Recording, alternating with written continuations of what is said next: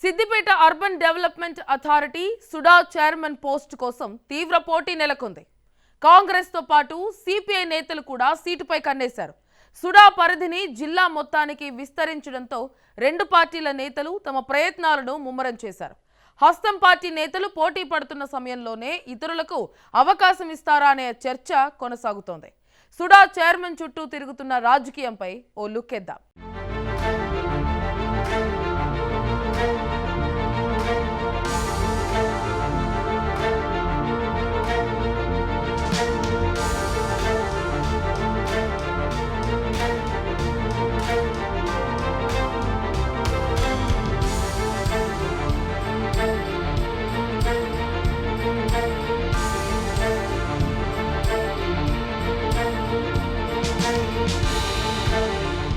తెలంగాణలో ఎంతో ప్రతిష్టాత్మకమైన పట్టణాభివృద్ధి డెవలప్మెంట్ సంస్థలలో సిద్దిపేట సుడా అథారిటీ ఒకటి.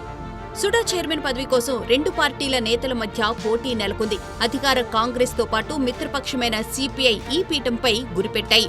నామినేటెడ్ పదవిపై హస్తం పార్టీ పోటీ పడుతున్న సమయంలో సిపిఐ కూడా పోటీ పడుతుంది. కాంగ్రెస్ నేతలకు ఇది ఇబ్బందికర పరిణామంగా మారింది. గత ఎన్నికల్లో సిపిఐ హుస్నాబాద్ సీటు ఆశించింది. కానీ కాంగ్రెస్ అధిష్టానం పొన్నం ప్రభాకర్ కు కేటాయించడంతో గెలిచి మంత్రి అయ్యారు.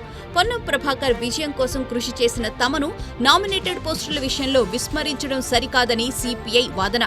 2023 సార్వత్రిక ఎన్నికల సమయంలో సిపిఐకి ఎమ్మెల్సీ పదవులు, మరో 2 కార్పొరేషన్ చైర్మన్ పోస్టులు ఇస్తామని హస్తం పార్టీ హామీ ఇచ్చిందంట. ఆ ప్రకారం ఇప్పుడు సుడా సీటు కోసం సిపిఐ తీవ్ర స్థాయిలో ప్రయత్నిస్తుంది.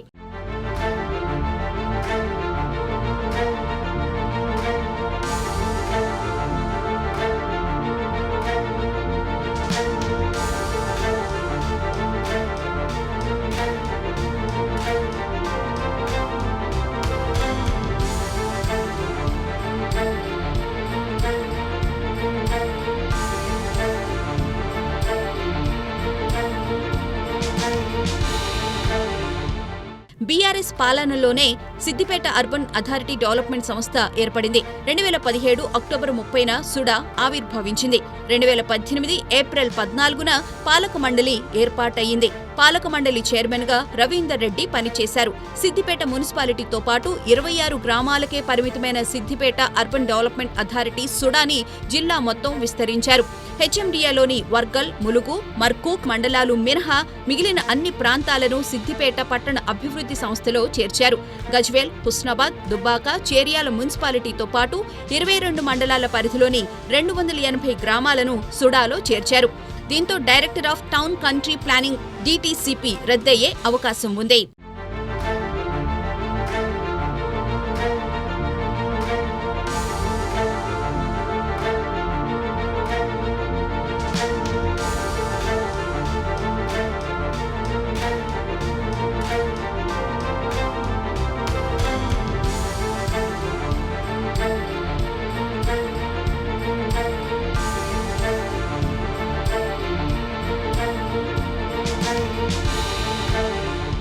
సిద్దిపేట జిల్లా మొత్తం సుడాలోనే ఉంది. దీంతో చైర్మన్ పదవి కోసం కాంగ్రెస్, సిపిఐ నేతల మధ్య పోటీ నెలకొంది.